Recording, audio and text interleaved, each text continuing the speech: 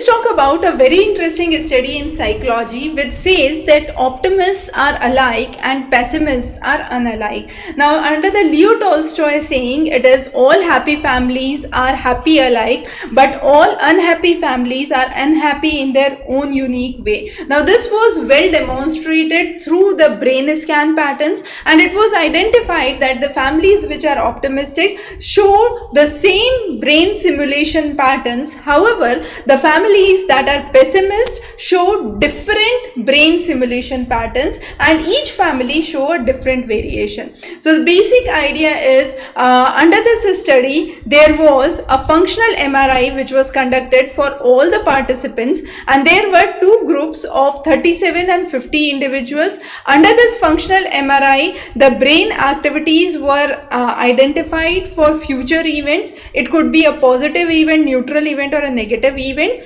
This event could be for yourself or for your partner or the spouse. And then there were list of questionnaires that were asked.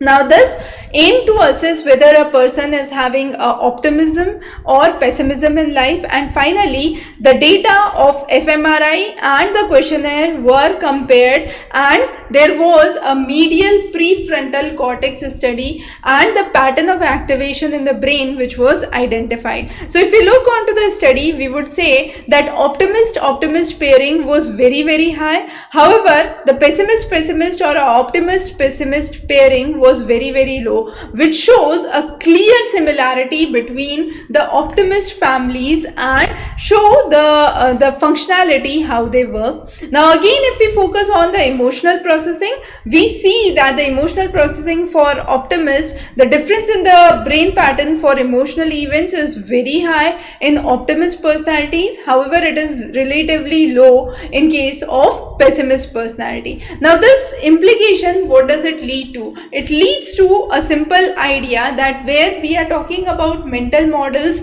it is important that a hopeful future have similarities. Now this similarities could be because of a larger social network or the interaction with others. However, those who are pessimists have their pessimism in their own way. So everyone would have a negativity in life, but the orientation for that negativity would be different. However, an optimist would be double-edged. That means extreme optimism actually could hinder your progress or future planning.